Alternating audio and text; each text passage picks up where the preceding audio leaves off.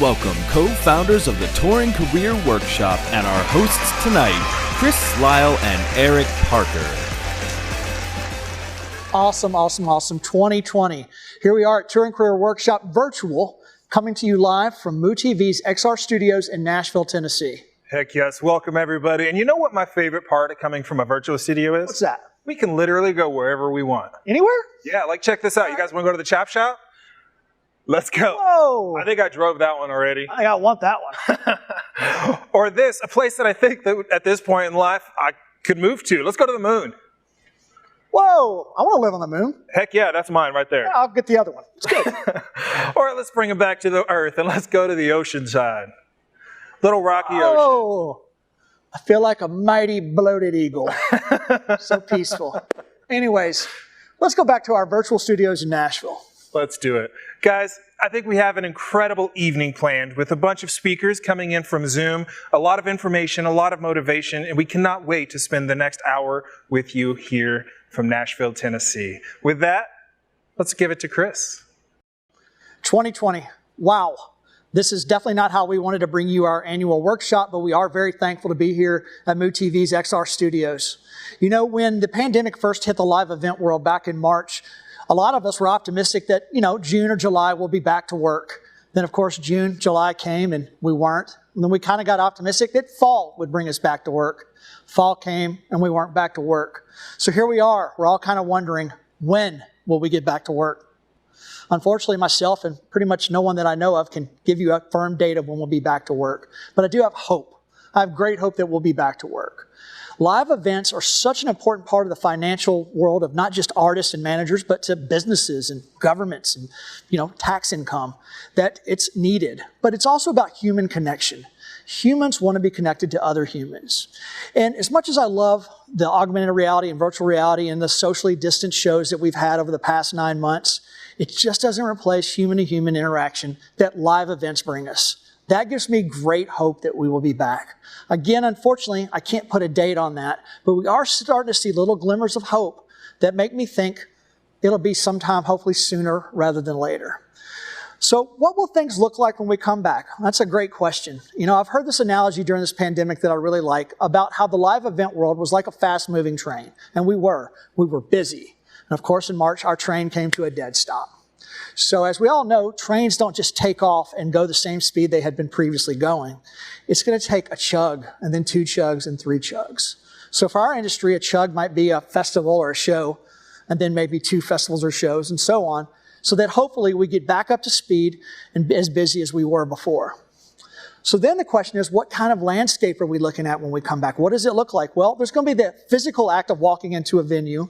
That's going to look a lot different, at least in the interim, and something Dennis Freeman's going to talk to us about tonight. But it's also a couple other factors. It's about people, your tour mates and people you've toured with. During this time, there's been some older roadies who might have been, edging on retirement that have decided to go ahead and retire early. And then there are some younger roadies that weren't quite sure if this was the career for them that might have opted to go ahead and do something else. So as we get back on the road, you might see some new faces, which is something we'll have to see as we start to come out of this.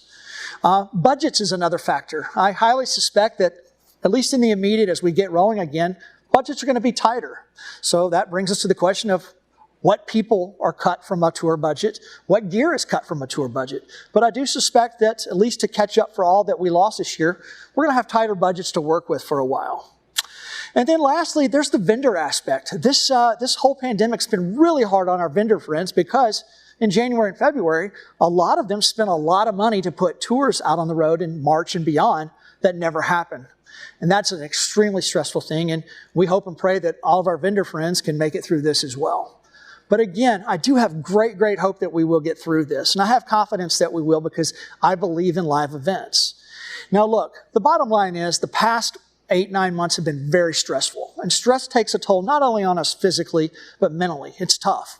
And right now, it's very okay to not be okay.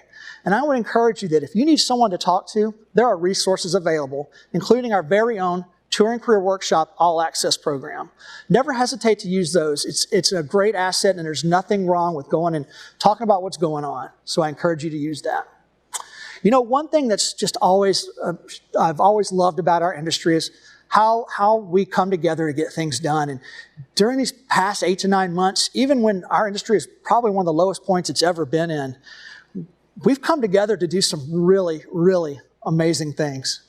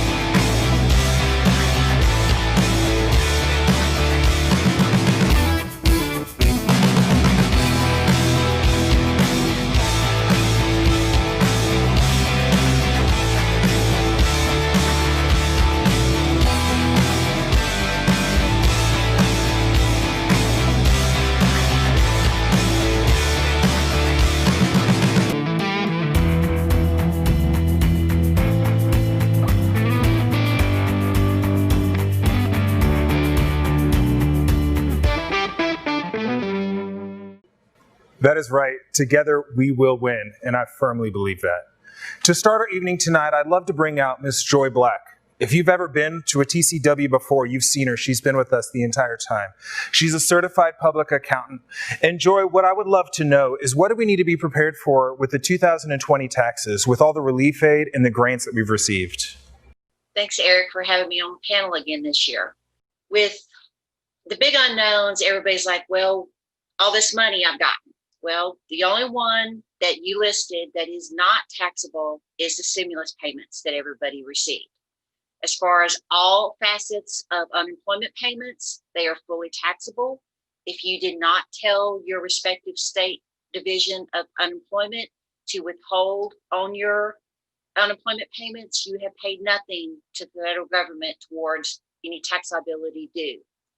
In Tennessee, if you receive funds as a self-employed person or a small business owner from both the Tennessee Business Relief Act and the Tennessee Care Supplemental Program, you will be receiving a 1099 miscellaneous from the state of Tennessee in January, February, where they have reported that income to the Internal Revenue Service as taxable to you, and you will be required to report it.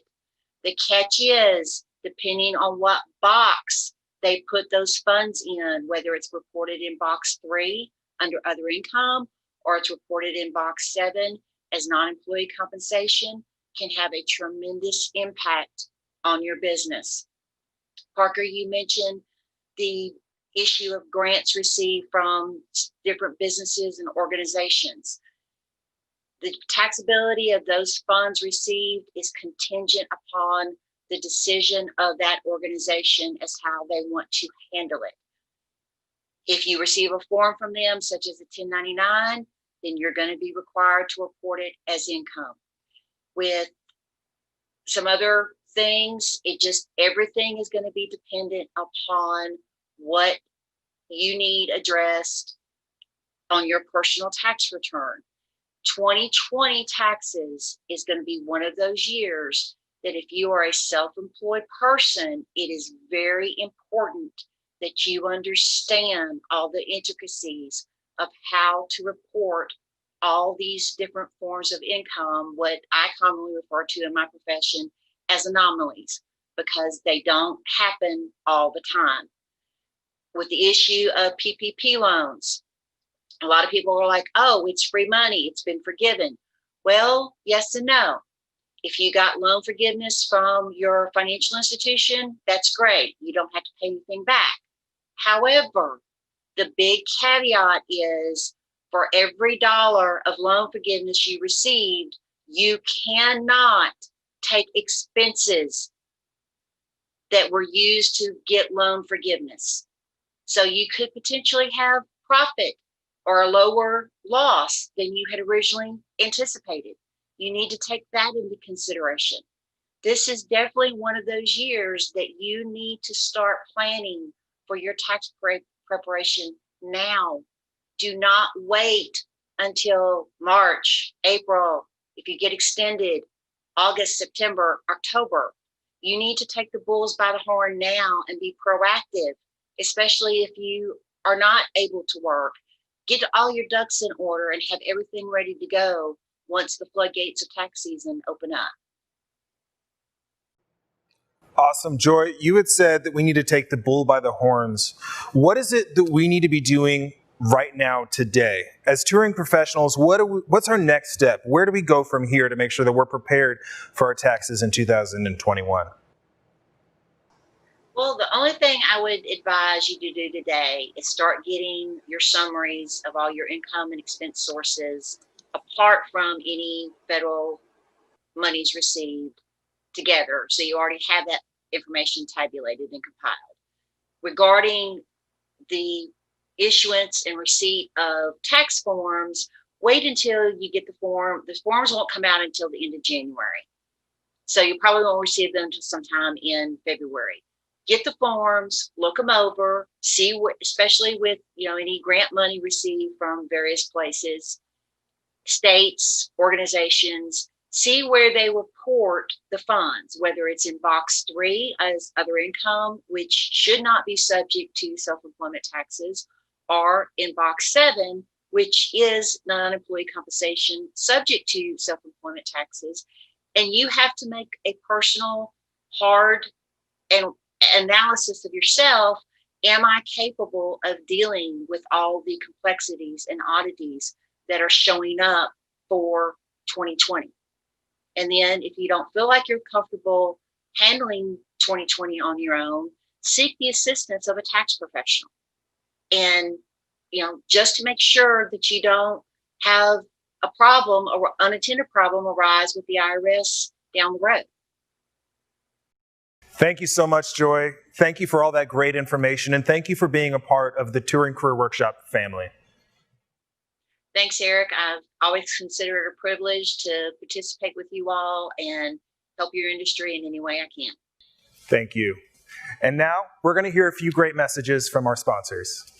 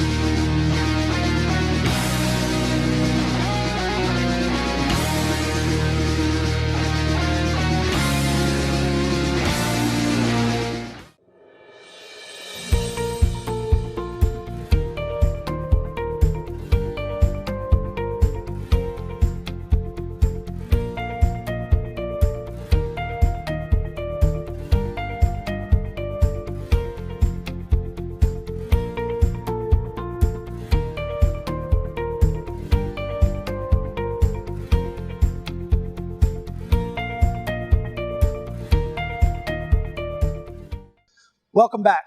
Our next speaker has been a part of every TCW since we started and has basically become our resident financial advisor. We're very glad to have Troy Von Hafen with us tonight. Troy, 2 questions for you tonight. One, since this pandemic started, we've really seen the stock market go up and down, wavering back and forth. Is that something we should be concerned about? And if so, do you have any advice for how to manage those concerns? And then the second question I had is about our emergency funds. We've always talked about the importance of having an emergency fund, a savings account. And I know a lot of people have lived off of those funds over the past, 8 to 9 months, and they're depleting. What do we need to do to start rebuilding those? Or do we even need to really be worried about rebuilding those at this point during a pandemic? Well, thanks, Chris. It's good to see you. Good to see all you guys out there too.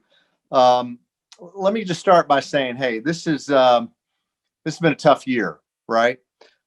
This pandemic has been really hard on a lot of people, but it's really been hard on the music industry. And I feel for you. Hang in there, though. We're going to get through this. Okay, now to the questions. Chris, let me start by addressing the second one first, which has to do with emergency funds. You know, a lot of folks have really had to dig into their emergency funds this year, and I know it's been difficult. It's felt bad too, right? Because sometimes when you dig into your emergency funds, it doesn't feel good. But it's important to make sure that you dig into your emergency funds for the right things, right? It's okay. That's why they're there. They're there for emergencies. And generally, my definition of an emergency is anything that causes you to drop a tax bracket, which means you're usually making less money. So if you're digging into your emergency fund, that's fine. You know, it's okay. That's why it's there. We just want to make sure we're doing it the right way. And what I mean by that is you want to make sure that you're using it for things that you should be using it for, right? Right now, we're in a tough time.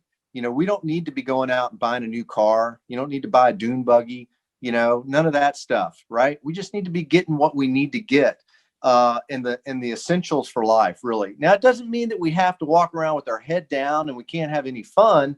It just means we need to do it the right way, right? So, okay. So now that we know what we should be pulling money out of our emergency funds for, let's talk about rebuilding your emergency fund.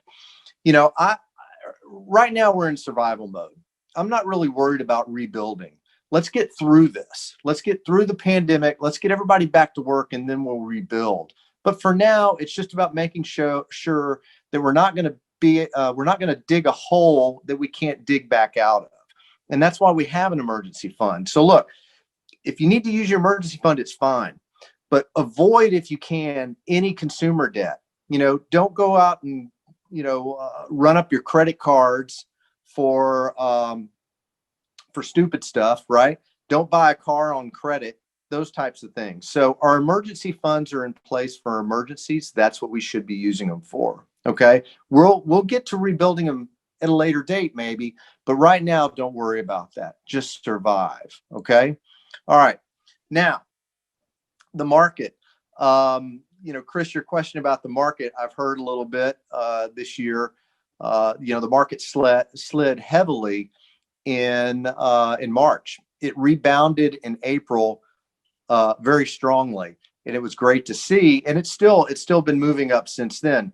But look, the bigger message is this: the market ebbs and flows. It's going to slide down. It's going to slide up. We have corrections. We had a big correction in 08 and 09. We saw a big correction in 2000 to 2002, and we've had many before that.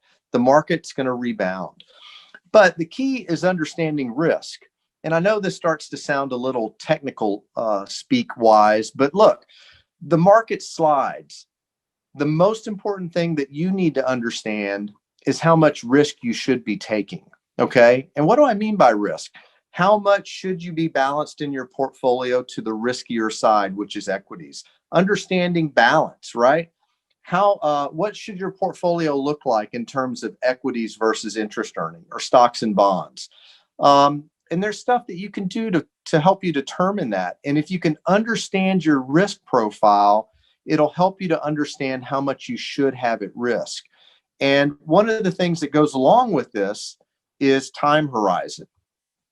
You know, if you're 64 years old and you're going to retire at age 65, that might change your risk profile.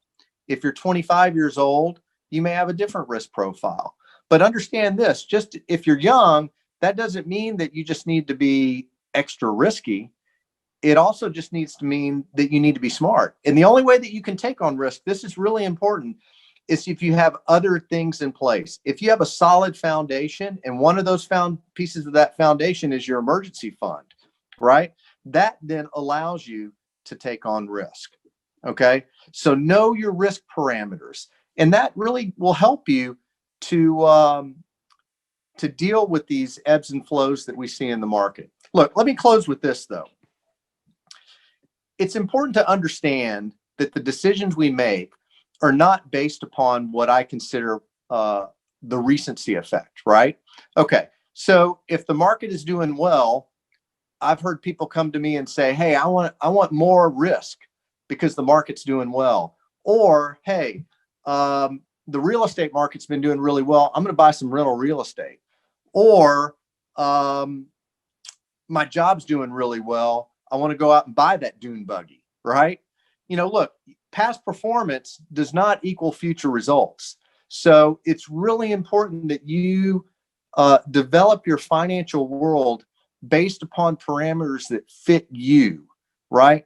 Not what's going on in the current situation that's out there. It's endogenous versus exogenous, right? It's what's inside your world versus what's outside your world, right? So really, look, take a picture of your life, determine what you need, determine your risk profile. Look at your emergency fund right now. Use your emergency fund wisely. We'll get to rebuilding it later. And then look, just hang in there. We're going to be all right. We're all going to get through this together. Wow. Thank you, Troy. We always appreciate you joining us with such great advice, and we'll keep hanging in there, and we'll see you next time. Yes, absolutely. Thanks for having me, Chris. As we know, the landscape of live events has completely changed. There's a few very COVID-conscious events that are taking place right now, but what we really need to know and what we're really intrigued by is how events are going to look when we come back in full force. Dennis Freeman is the founder and event producer for Freeman Enterprises. He has handled logistics and production for events, so many massive events. He's a contributor to the Event Safety Alliance's reopening guide for all of us. And in the last 8 months, he has dove deep into COVID compliance and risk mitigation for all of the events. Dennis, what I'd really love to know is, what does the current landscape look like? How's it going out there? How do we do this? Thanks a lot, Eric. As Eric mentioned, I've been taking a lot of focus on risk mitigation, specifically regarding COVID. We've all done risk mitigation for the majority of our event life. It's just taken on a little bit of a twist here and a little bit more concern, obviously, for public health and safety. One of the things I wanted to mention that I've been watching real closely is rapid testing. I'm becoming more and more convinced that rapid testing is going to be one of our tickets out of this mess, and the way that we're going to get back to work sooner than later. And the things that I'm watching, there's the tests obviously are getting to the point where there is a 15-minute test available right now. It's a bit challenging to get your hands on them at the moment, especially when you're talking large quantities. So that's one of the tricks with that one at the moment. It's really challenging to get enough tests in hand to actually bring in a large crowd. There are some other interesting things that are coming along that line. Mobile testing units that actually a Sprinter van that shows up at your event and tests people on site. There's also an interesting, I was just reading yesterday, there's a new test that's being worked on. Again, it's a rapid test. It's almost like a pregnancy test where you're gonna actually, you're gonna spit on, you don't necessarily have to pee on, you spit on a piece of paper, put it inside a little piece of plastic with some chemicals in it. And within a very short amount of time, you're going to get a blue dot or a pink dot. And you simply walk to the gate with that test and scan your ticket and you're in. So interesting things, again, we're not there quite yet, but they're on the horizon. And hopefully, next spring when events start, outdoor events start coming back online, these are going to be ways that we're going to be able to do this safely. Along those lines, there are 3 different things that I've seen recently that are taking this into account. There's a promoter in Eastern Europe who they do an event called Transmit, and it's TRN. If you want to look it up, it's just the initials TRN SMT, and they have a proposal into their government officials to test this plan, to do an event with, say, 1,000 people, require them to all show up at the gate with a negative test, and confirm that this is a feasible option. So it's be interesting to watch and see what happens with them. The other 2 that I've seen make announcements along these lines are Glastonbury and Reading and Leeds. Both of the promoters of those events have said that they will do mass testing at their events next summer, and that they will go on as scheduled. One of those is in Glastonbury, I believe, is in June. Reading and Leeds is in the fall. Talk a little bit about some of the things that are viable right now. Obviously, drive-ins are a big deal, seem to be doing well. It's a tricky model, but it's obviously feasible. There's people that are pulling it off. There's some really cool ideas out there, and those seem to be working. Obviously, smaller event venues with fixed seating, where you can manage social distancing with seating, that's always an option.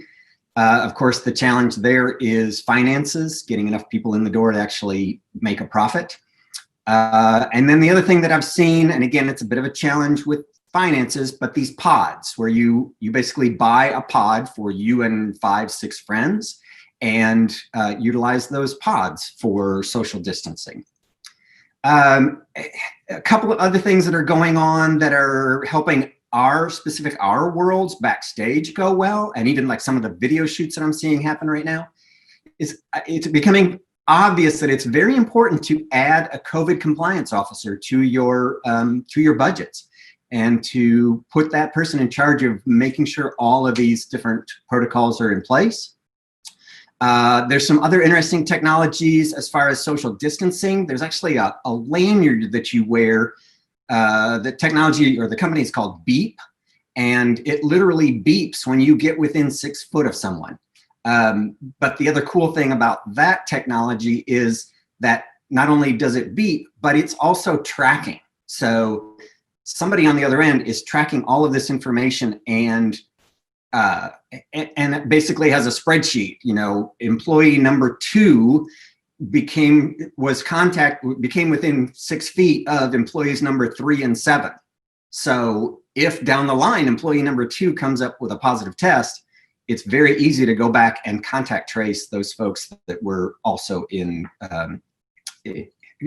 within 6 feet of that person. And so really, I think at the moment it's a matter of testing. It's a matter of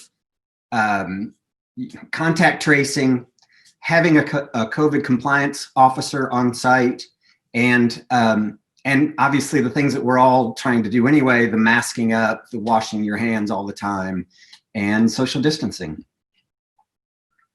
Thank you so much, Dennis. That's amazing information. We can't wait to get back out there and get back doing what we do. Thanks. Glad to be part of it. And everybody mask up. Let's get back to work as soon as we can. Absolutely. Guys, we're about halfway through our evening, and we cannot wait to get back to it. But first, we have a few more words from our sponsors.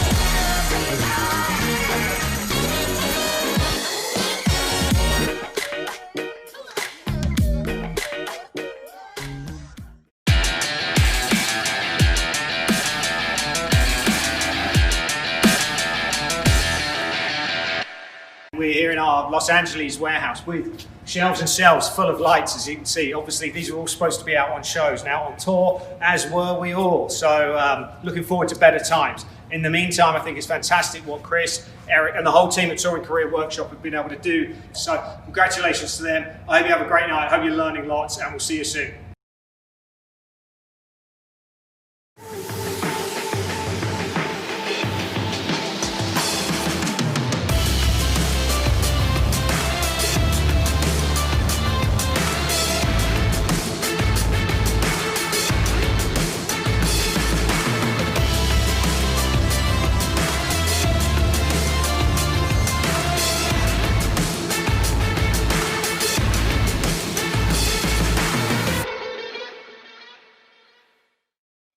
MooTV has been a vital partner in allowing tonight to be possible.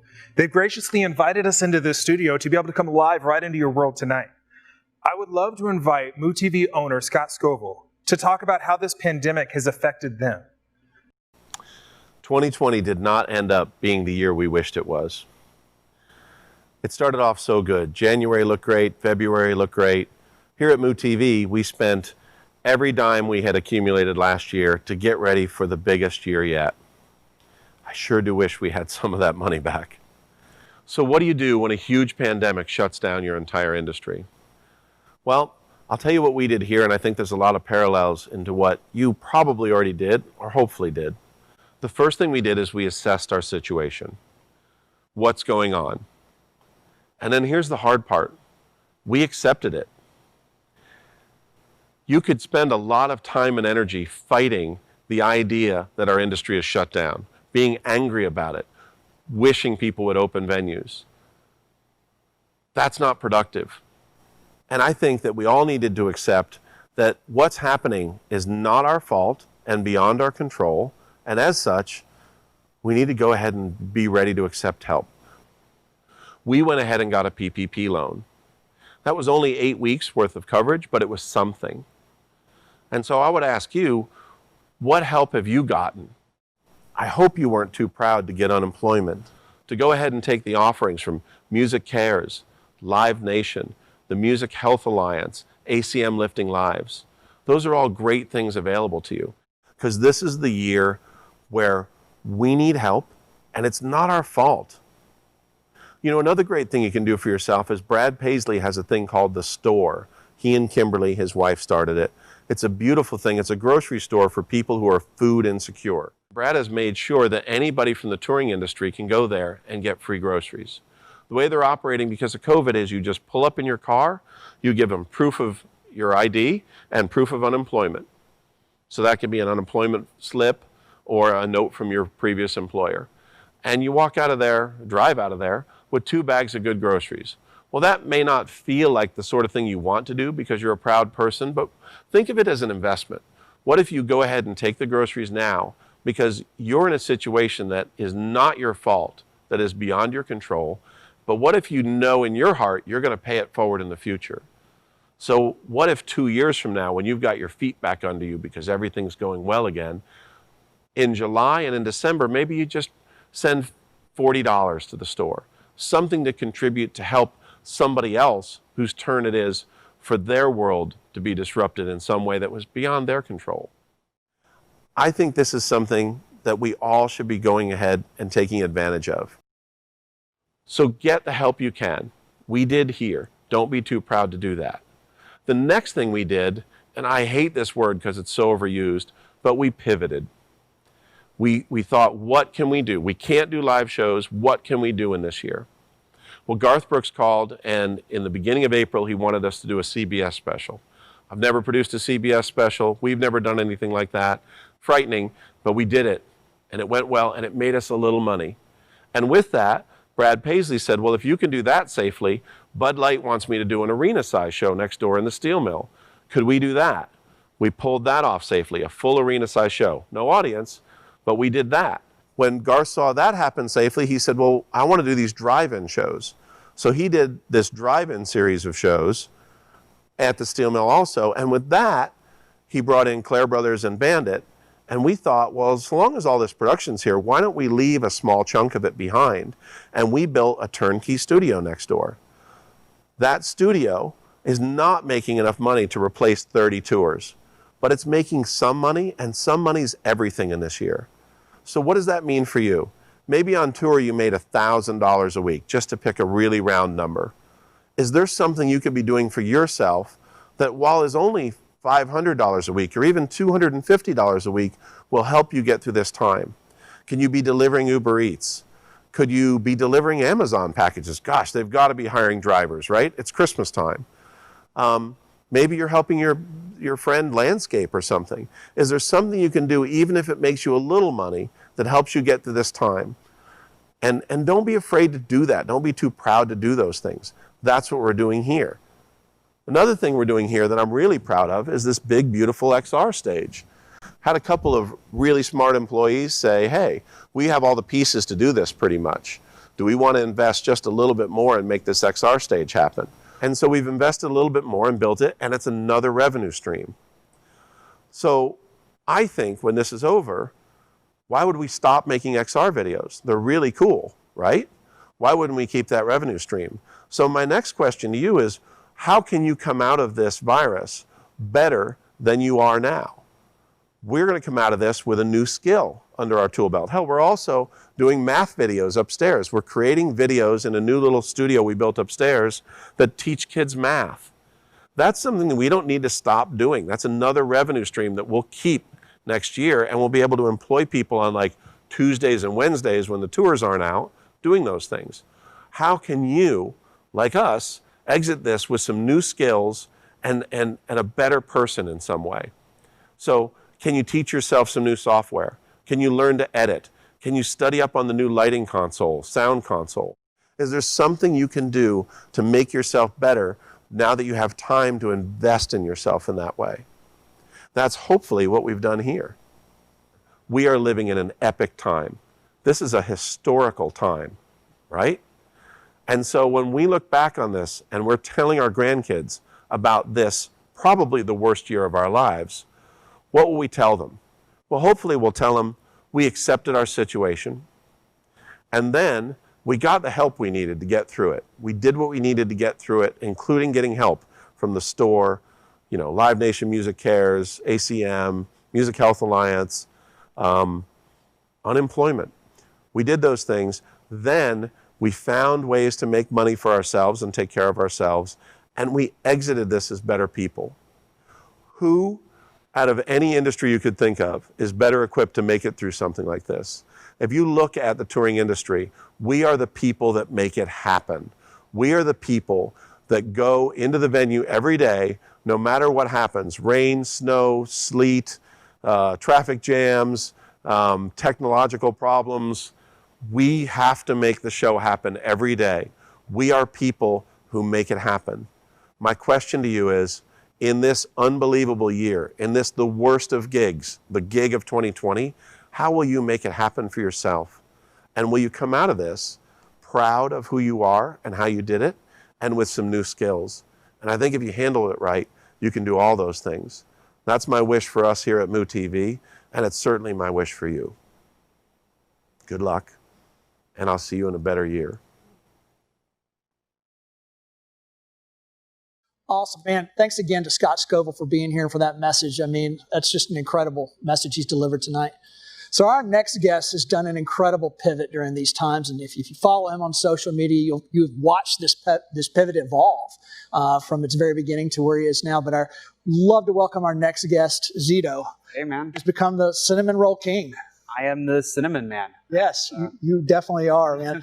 Just such an amazing thing. And again, I've just watched it evolve on social media. And I mean, how many rolls a week are you selling these days? We're selling about 1,500 a week. We just crossed our 22,000th roll. That's absolutely incredible, man. Like, I'm so proud of you. You know, I was thinking about your pivot, and it just got me thinking with your pivot's been successful. Yeah, man. You've done well with this. But is this a permanent thing? Like, do you envision, is this your new career? Or will you get back to touring? Do you miss what you've done for 21 years? And what happens next? Well, I'm super thankful to have this. Never imagined it would go where it has, from baking a few cinnamon rolls in our kitchen and selling them to our neighborhood, that we would be working and supporting ourselves full time with this. But ultimately, my passion is touring.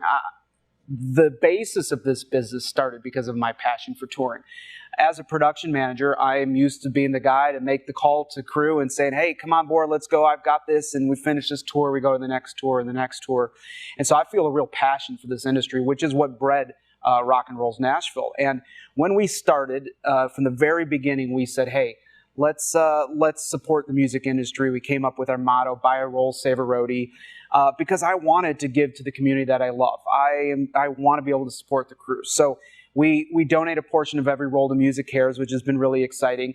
And true to our name, in more ways than we ever fathomed, we've been able to hire touring people to come help us. There's 9 different folks that have come worked in our kitchen. They're all roadies. That's awesome. How cool is that? So that's been really fun. But ultimately, I'm excited to go back on the road. My vision is to get back touring, to be able to make those calls to the crew. I look forward to the day I can pick up the phone and say, we're going out. I got the tour. And right now, here in November, we've already got plans for next year. I've signed on with an artist to go back on the road, and we're planning and gearing up towards that happening. And I look forward to that day. I can say to guys, not only let's do this thing, we're getting on a bus again, you know, so that's super exciting. Ultimately, we've built Rock and Rolls Nashville to what it is. We've worked really hard on our product. People are excited about it, and we want to keep that going. So not sure what it looks like for the future, whether we do brick and mortar or we continue going this. Maybe it's something that I'm able to employ more roadies that are looking to get off the road or part-time work. Who knows where that'll go, but it'll continue as a brand, and I'll continue being part of that business, but I'm going to be going back on the road. I know people are struggling. They've had to do what they had to do to get through this year, whether it's going to work at Home Depot or Amazon here in Nashville or whatever it may be to get through the year. But hold on. It's around the corner. A lot of great things are happening. We will be back on the road. We will be 12 people to a bus again and living in tight quarters and doing those kind of crazy hours and eating crummy catering at festivals. It's coming. Yeah, get ready for it. So maybe maybe we could find a way to get some rock and rolls, cinnamon rolls into all the venues here in Nashville or catering, or who knows. I think all the venues everywhere need a they should. I think that's a thing. Yeah. So if you're a venue owner, come see me. Yeah. But really excited, man. Excited to be getting back on the road, and everybody should just hold on. We're there. It's going to happen soon. Dude, I love the optimism, and I agree. And again, I love that with this pivot, you've been able to include touring people as employees. I mean, what a great thing. But additionally, the Music Cares aspect. Yeah. I mean, they've been such a great resource to people, especially early on in the pandemic. People use that a lot. Like, can you share with us how much you've been able to donate to them? We didn't know what to expect. We made the decision from the very beginning to commit to Music Cares and a donation of our rolls, and it stressed us out to actually make that in the beginning. But this is the right thing to do. We know they're doing a lot of good. And as of last week, we've already donated over $18,000 to Music Cares, and that's incredible, man. Yeah, man, we're stoked. So proud of you guys, and that's what an awesome thing you're doing. And, thank you, man. I know you're a busy guy, and thanks for taking time out of your day to come be with us and just keep rocking and rolling. Yeah, man, absolutely. Thanks for having me. Absolutely. All right, super excited to have our next guest. For anybody who's followed along during this pandemic, Michael Strickland, owner and founder of Bandit Lights, has been a huge advocate for our industry and getting the relief we need from Congress since this thing began. And we're so grateful to have Michael here tonight. Michael, thank you for joining us. I know you're busy. And I think my question's pretty simple tonight. Do you see a light at the end of the tunnel, so to speak? Are you seeing glimmers of hope that we'll be able to get back to doing what we love so much? Thank you, Chris and Eric, for having me, and thank you for holding the Touring Career Workshop. It's a vital and important part of what we do. There is indeed light at the end of the tunnel. Many of you are in my 1.2 million person email chain. And if you think back, I haven't really talked about the virus much, and there's a reason for that, because the virus a couple of months ago became very political. People both sides of the aisle began to politicize what the virus was and what the virus wasn't, when there would and wouldn't be a cure. So I kind of stayed away from that until just a few days ago. And if you recall, a few days ago, Pfizer came out and announced that indeed they have a vaccine with a greater than 90% efficacy, and that the vaccine will be with us sometime in November. Something that some of you may not know is I'm on the board at the University of Tennessee Medical Center, have been for 15 years. And 3 times a day we take Zoom calls like this one and meetings, and we discuss all things COVID. So I come at this with a phenomenal medical background, not as a doctor, but as somebody that deals with it. And we've known for some time that Pfizer and Moderna and AstraZeneca all have solutions, and they should all be with us this month. The AstraZeneca may slip into December, but Moderna's already announced they're going to be dropping theirs. So once they get emergency use passed by the CDC, they can begin giving the shots. They're going to be given first to those most at risk, and then to the frontline healthcare workers, and then sometime in January, they'll begin to give them to the general population. So I hope you take that with the positivity that I do. This is not coming to you from someone with an agenda or a political slant or point of view. This is very real. And again, the politicization of many things with the virus, luckily, is behind us now, because we're all Americans. We're all working together. We all want to move forward and cure this thing. Now, at the same time, you've got two phenomenal therapeutics, remdesivir and Regeneron. And Regeneron is what they gave the president that made him feel like Superman. And at the UT Medical Center, we're part of some of the clinical trial phase 3, and I'm here to tell you that they are greater than 90% effective. And what has happened, and again, the media didn't tell you this because it didn't fit the narrative at the moment, but about a month ago, cases spiked nationwide and hospitalizations spiked. Well, the cases spiked and will continue to because of increased testing. People are going to the hospital for broken arms and other such things, and they're being tested for COVID, and they're found to have COVID. What we did until 4 weeks ago, when remdesivir was approved by the CDC for emergency usage, but in hospitals only, we would send you home with steroids and vitamins and antibiotics and tell you to spend 14 days quarantined. Well, once we were able to give people remdesivir, it had to be done in the hospital. So instead of sending you to a 14-day quarantine, we kept you in the hospital for 5 to 7 days and gave you remdesivir, in some cases Regeneron. And guess what? In 5 to 7 days, you walk out. Well, people opt for that option because they have the choice of 14 days quarantine or 5 to 7 days in the hospital, and they choose 5 to 7 days in the hospital because they're back at work and back at life in half the time. So that's what has created in the last 4 weeks the spike in hospitalizations. It's not that people are sicker, and in fact, greater than 90% of the people that we've hospitalized are asymptomatic. University of Tennessee Medical Center belongs to the Vanderbilt Health Network. We talk to the entire network, which is 12 hospitals across the state, and indeed we talk to hospitals nationwide. And that's what's going on nationwide, is hospitalizations are up simply because we're giving people remdesivir. The death rate has continued to go down. It is an extraordinarily low moment. So the good news for us and for our industry is, between the therapeutics and between the vaccines, by late January, early February, we're going to begin treating the general population, which moves us into March and April. And a large number of us will have received the vaccine. So I'm excited, and I hope that you are. This will allow us all to get back to work. We'll be in a moment where not only are we vaccinated, but for those people that do become infected, there are the therapeutics. And again, to date, greater than 85% of the people that have come down with it have been asymptomatic and didn't even know that they had it. So, you know, there's not a world in front of us, unless the virus mutates and something that we don't anticipate happens, but there's not a world in front of us where we're living in a moment like we have been, where there's fear of the unknown and how do we treat it and what do we do? Quite the contrary. The treatment's there, the treatment's in place. The vaccination's there, the vaccination's in place. They also announced that it would be good for about a year, which is what the flu vaccine is good for.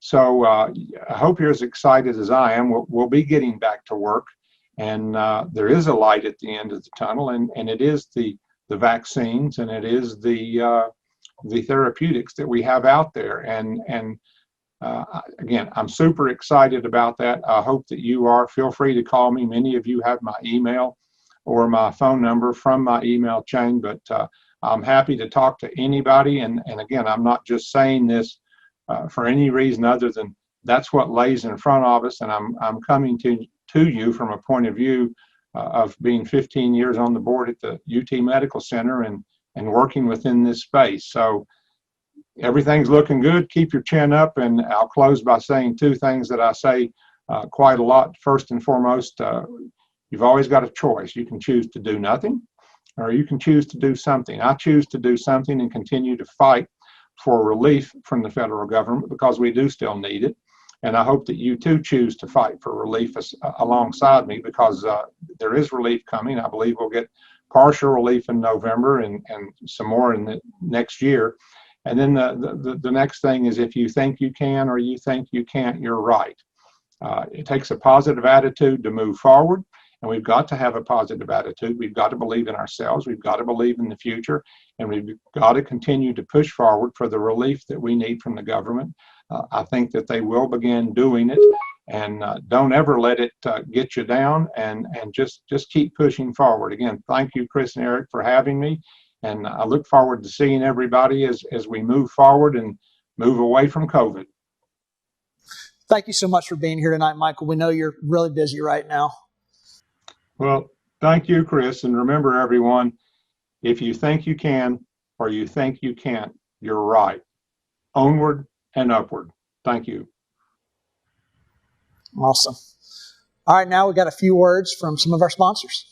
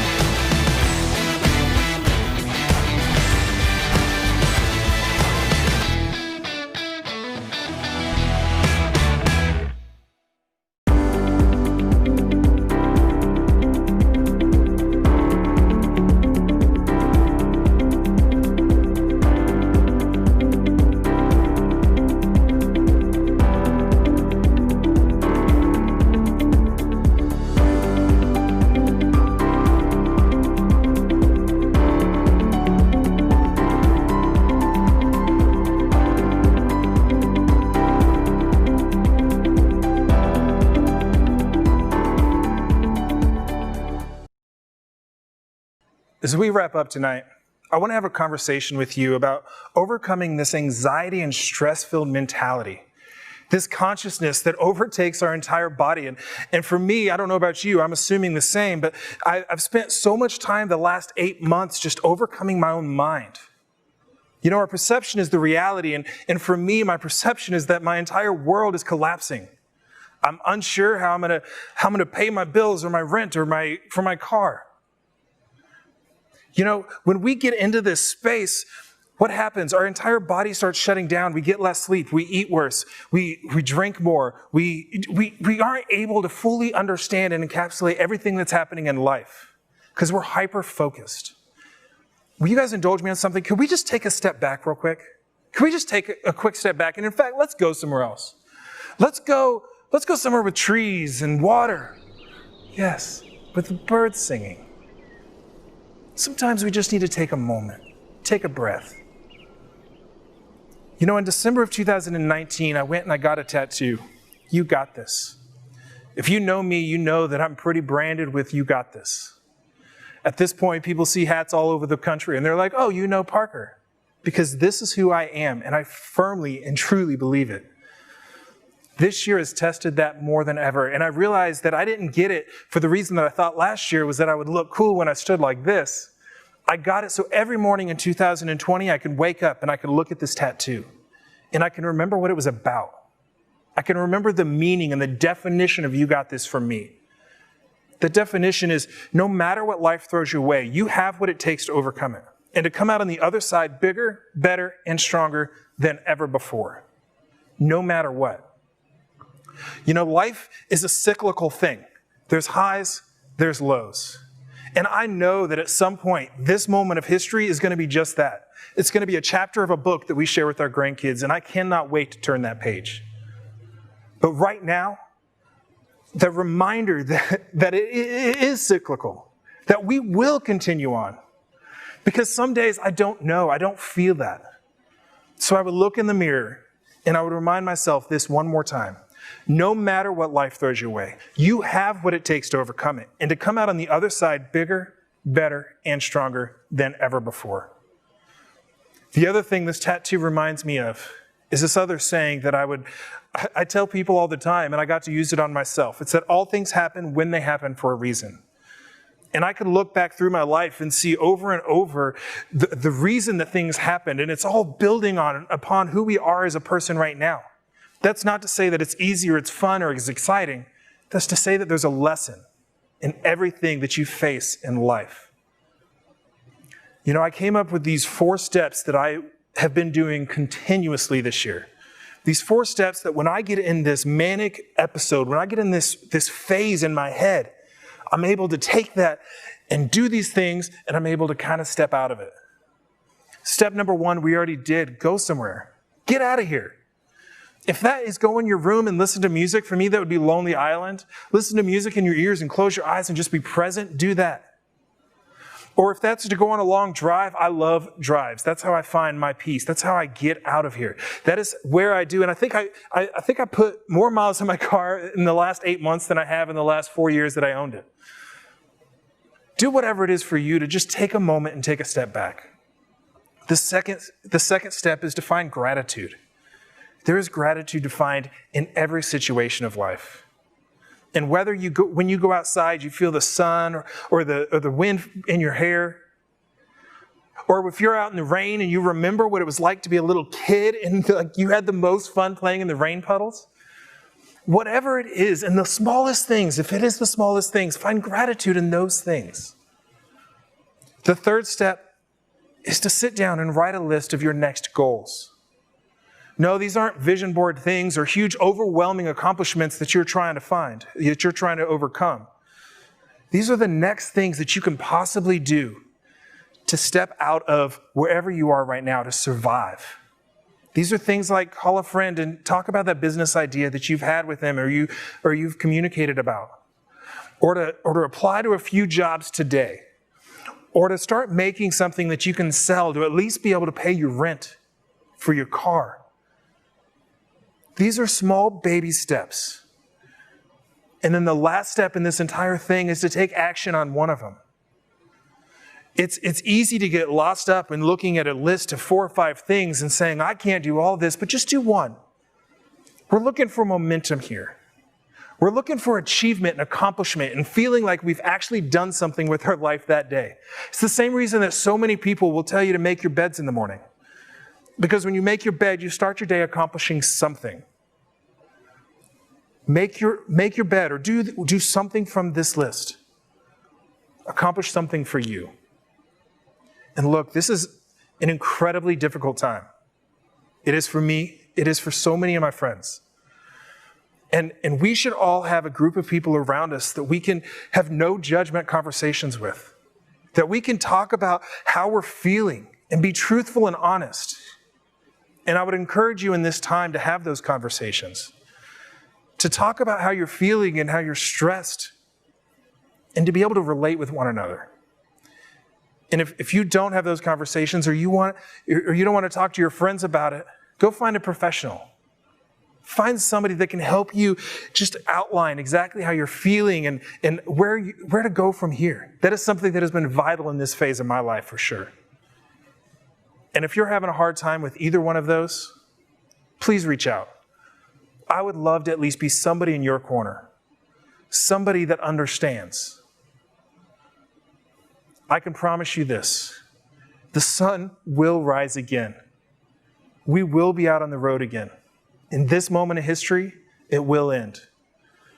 And remember that no matter what life throws your way, you have what it takes to overcome it and to come out on the other side bigger, better, and stronger than ever before. You got this. You do got this. And again, I love that technology's given us this amazing studio and the ability to come to you tonight and these virtual worlds. And this has been a great way to get through the past 8 to 9 months. But the reality of it is we miss our jobs. We miss being around live events and live shows. And I know we're going to get back there one day. Hang in there, and we'll see you again at Touring Career Workshop 2021.